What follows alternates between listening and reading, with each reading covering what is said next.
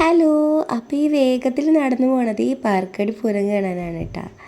33 ആനയുടെ പൂരമായിരുന്നു കേട്ടോ. ആൾക്കാരൊക്കെ തിരിച്ചു വരുന്ന കണ്ടിട്ട് അഞ്ചേട്ടന് ഭയങ്കര പേടിയായിരുന്നു. പൂരത്തിന് മുന്നേ തന്നെ അങ്ങോട്ട് എത്തിയില്ല എന്നുണ്ടെങ്കിൽ എല്ലാത്തിനും ഓടിക്കുമെന്ന് പറഞ്ഞിട്ടാണ് ഏട്ടൻ വരുന്നത്. ഞങ്ങളെ കാത്തു നിന്ന് നേരം വൈകിയതാണ് ആള്. അപ്പോൾ ഇതേ അവിടെ ഞങ്ങൾ എത്തുമ്പോഴേക്കും പൂരം പകുതി അവസാനിക്കാനായിട്ടുണ്ടായിരുന്നു. എന്നാലും കുറേ നേരമൊക്കെ കണ്ടിട്ട് ഞങ്ങളവിടെ നിന്നു. സത്യം പറഞ്ഞാൽ വണ്ടിയൊക്കെ നാശമായിട്ടിരിക്കുകയായിരുന്നു. ഞങ്ങൾ ബസ്സിനാണ് കേട്ടോ ഇത്ര ദൂരം ഞങ്ങൾ വന്നത്.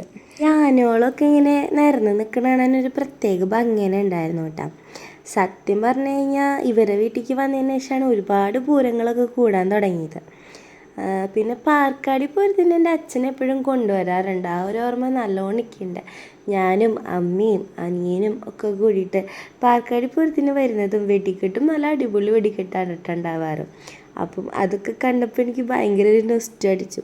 പിന്നെ ഈ ഒരു സംഭവമില്ലേ, എൻ്റെ ഫോണിൻ്റെ ഒരു പ്രത്യേകതയാണ്, ഇങ്ങനെ ഡബിൾ വീഡിയോസൊക്കെ ഇങ്ങനെ എടുക്കാൻ പറ്റും. അതൊക്കെ പ്രേസനൊക്കെയാണ് കേട്ടോ ആ കണ്ടിട്ടുണ്ടായിരുന്നത്. അങ്ങനെ ഇതേ പൂരം കഴിഞ്ഞ് ആനകളൊക്കെ തിരിച്ച് പോവാണ് കേട്ടോ.